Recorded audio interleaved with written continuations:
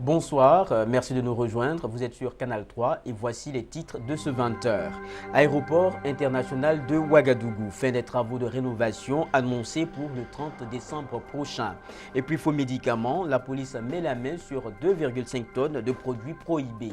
Et enfin, hors de chez nous, crise grecque, manifestation aujourd'hui d'une rare violence contre le plan d'austérité. Le ministre des Transports, Gilbert Noël Ouedraogo, accompagné du ministre délégué en charge du budget, a visité les travaux de rénovation de l'aéroport international de Ouagadougou. Avec les entreprises, engagement a été pris pour que l'aéroport soit livré au plus tard le 30 décembre prochain. Après avoir connu plusieurs reports, la fin des travaux de rénovation de l'aéroport de Ouagadougou sera effective en décembre prochain, à en croire le ministre des Transports. Les entreprises sont en train de s'activer sur le terrain. Il y a quand même quelques petits réglages à faire encore, mais nous pensons que l'un dans l'autre, le délai qui a été donné du 30 décembre devrait pouvoir être respecté dans la mesure où certains espaces pourraient être libérés avant le 30 décembre. Un calendrier définissait clairement les délais d'exécution des travaux. Cependant, le salon ministériel, qui devait être réceptionné le 30 septembre dernier, n'a pas été respecté. Mais à ce niveau, pas grand problème, car cela s'explique du fait que les travaux ont été répartis sous plusieurs lots. Il n'y a pas beaucoup de problèmes par rapport au délai, parce qu'il faut se rappeler que l'aéroport, les travaux ont été exécutés sur plusieurs lots. Vous avez le bâtiment principal qui a commencé bien sûr en 2009, mais la nouvelle organisation, les nouveaux plans ont été adoptés, les autorisations ont été données en 2010. Donc en réalité, c'est en 2010 qu'ils ont commencé réellement à avancer sur le bâtiment principal. Par contre, pour les autres, c'est en 2011 que ces marchés ont été lancés pour 5 mois chacun, c'est-à-dire le parking, le lot concernant le parking et le lot concernant donc le salon ministériel. Mais nous, notre délai gouvernemental, c'est le 30 décembre donc 2011. Sur le site, les efforts se sont multipliés en vue de faire avancer véritablement les travaux. À peu près 6 milliards de francs ont servi à cette rénovation et jusque-là, des problèmes d'ordre technique n'ont pas encore été soulignés. Le directeur général de la police nationale, le commissaire Paul Sondo, a fait le bilan d'une opération de lutte contre les faux médicaments et la criminalité pharmaceutique au Burkina Faso. 2,5 tonnes de faux médicaments ont été saisis et 23 personnes ont été arrêtées. Compte rendu ici du point de presse qu'il a animé.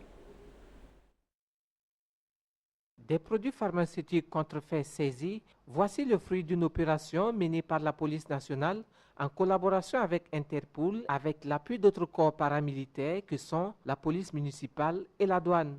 Cette opération menée dans les villes de Ouagadougou et de Bobo-Dioulasso a permis de mettre la main sur ces produits pharmaceutiques d'un poids de 2,5 tonnes environ.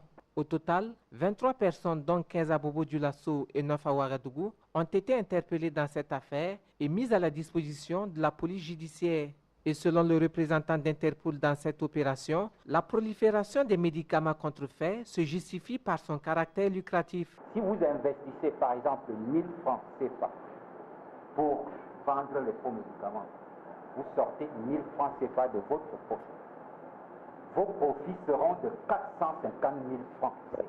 Cobra, organisé avec le soutien d'Interpol dans 6 pays de l'Afrique d'une manière simultanée, à savoir le Burkina Faso, le Ghana, le Cameroun, le Nigeria, le Togo et le Sénégal, s'inscrit dans le cadre de la lutte contre les produits médicaux de contrefaçon et la criminalité pharmaceutique. Le monde célébrait aujourd'hui l'enseignant. Au Burkina Faso, c'est le monde syndical qui a posé la problématique genre et les conditions de vie et de travail de l'enseignant. Un rendez-vous annuel qui aura permis de se pencher sur toutes ces questions. Ce 5 octobre 2011, date marquant la commémoration de la Journée mondiale des enseignants, la tradition a été une fois de plus respectée par la communauté éducative du Burkina Faso. Par cette conférence de presse, tenue par les secrétaires généraux des syndicats de l'éducation du Burkina Faso, ces hommes et femmes ont tenu à célébrer leur profession et à promouvoir les recommandations qui définissent les normes internationales applicables à la profession enseignante. Les enseignants et les enseignantes pour l'égalité du genre, thème de la présente célébration, fait un point d'honneur à l'autre moitié du ciel, victime du poids de la tradition et des pesanteurs socioculturelles. Au niveau du secteur de l'éducation, je crois que les femmes elles rencontrent presque les mêmes difficultés que toutes les femmes au niveau des autres secteurs d'activité. Et de façon spécifique, il y a l'engagement des femmes à continuer au niveau de la carrière. C'est très difficile parce que pour faire un concours, par exemple, il faut être disponible, il faut avoir du temps et il faut pouvoir suivre la formation. Étant donné les responsabilités au niveau de la famille, ça fait que la femme n'a d'abord pas le temps pour étudier, donc la compétition ne va pas avec les mêmes chances que les hommes. Et au niveau des postes de nomination également, quand on essaie de voir, il y a plus d'hommes que de femmes.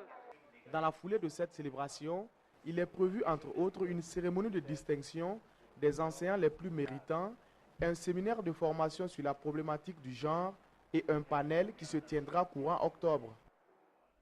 Le niveau de l'enseignement au Burkina Faso a baissé, c'est ce que pense un nombre de parents d'élèves. Et pour ces derniers, plusieurs facteurs pourraient l'expliquer. Interrogés sur la question, ils sont aussi revenus sur leur hantise, à savoir le coût élevé de fourniture. Les librairies papeterie constituent sans doute l'un des points de convergence des parents d'élèves pour cette rentrée scolaire. Et comme à l'accoutumée, la rentrée des classes est une période de joie, mais également d'angoisse pour de nombreux parents d'enfants. Pour moi, je n'ai pas de difficulté à acheter les fournitures des enfants. Mon problème réside dans la hausse des frais d'inscription. Chaque année, les frais augmentent. Il y a toujours quelque chose à ajouter, ce qui n'est pas facile. Et face à toutes ces difficultés, ces parents disent consentir de gros sacrifices pour l'éducation de leurs enfants. C'est pourquoi ils attendent des enseignants plus d'engagement et une implication rigoureuse afin de rentabiliser l'investissement effectué dans un contexte marqué par la cherté de la vie. C'est donner donc le meilleur d'eux-mêmes en classe. En classe et au dehors aussi, il faut aider donc l'élève à surmonter donc les difficultés pour pouvoir réussir. C'est ça ce que tout parent attend. Des attentes exprimées certes à l'endroit du personnel enseignant, mais cela n'occulte pas la responsabilité des élèves dans la quête des résultats escomptés. Ceux-ci ont été appelés à plus d'ardeur au travail scolaire afin de récolter le succès à la fin de l'année. Passons aux brèves de l'actualité nationale comme internationale. Le Burkina Faso a célébré le mardi 4 octobre à Ouagadougou la 9e journée africaine de la médecine traditionnelle. Le thème, la conservation des plantes médicinales, héritage africain. Prestation de serment de tradipraticiens de santé, remise de prix aux acteurs œuvrant à la promotion de cette médecine ont marqué la commémoration. Le président du Faso, Blaise Compaoré, a reçu en audience le premier responsable du Conseil constitutionnel ivoirien, Francis Vaudier. C'était au terme de sa visite au pays des hommes intègres.